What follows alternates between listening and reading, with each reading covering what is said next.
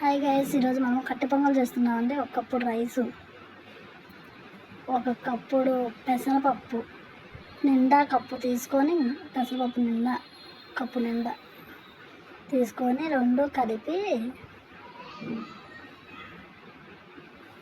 నీళ్ళు పోసి కడిగేసి శుభ్రంగా నానబెట్టుకోవాలండి.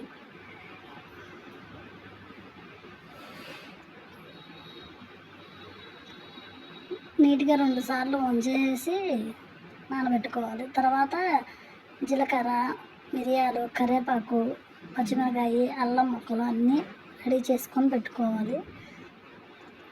రెడీ చేసి పెట్టుకున్న తర్వాత స్టవ్ మీద కుక్కర్ పెట్టుకొని కుక్కర్లో ఇవన్నీ వేసానండి. కుక్కర్ అయితే తొందరగా అయిపోతుంది కదా, ఈజీగా అనేసి కుక్కర్ పెట్టుకున్నాను.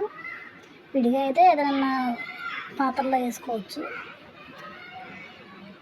కుక్కర్ పెట్టేసుకొని అన్నీ వేసి వేగిన తర్వాత వాటర్ వేసి వాటర్ బాగా ఉడకనివ్వాలి.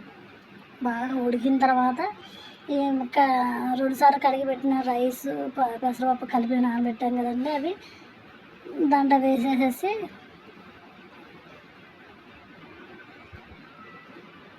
బాగా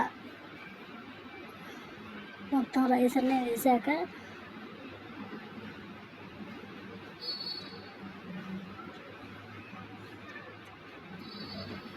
సరిపడా ఉప్పు,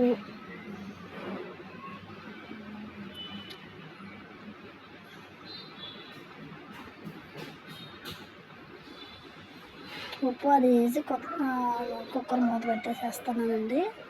మూత పెట్టేసిన తర్వాత ఒక 2 విజిల్స్ వస్తే చాలండి, సరిపోతుంది. ఫస్ట్ విజిల్ వచ్చింది, సెకండ్ విజిల్,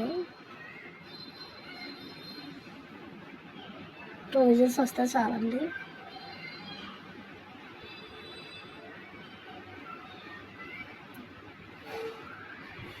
తర్వాత ఓపెన్ చేసి ఎలా ఉందో చూద్దాము.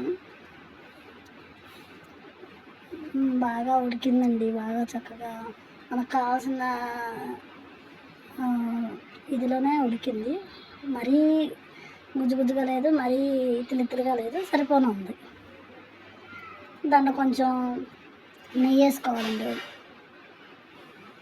కొంతమంది నెయ్యి తింటారు, కొంతమంది నెయ్యి తినరు, కానీ మేము నెయ్యి కంపల్సరీ వేసుకుంటాము. నెయ్యి వేసి బాగా తిప్పి తర్వాత ప్లేట్లో పెట్టుకొని పప్పులు పచ్చడి వేసుకొని తింటే ఉంటుంది. మతి తిరిగిపోయి మబ్బుల్లో పరిగెత్తాల్సిందేనండి, అంత టేస్ట్గా ఉంటుంది.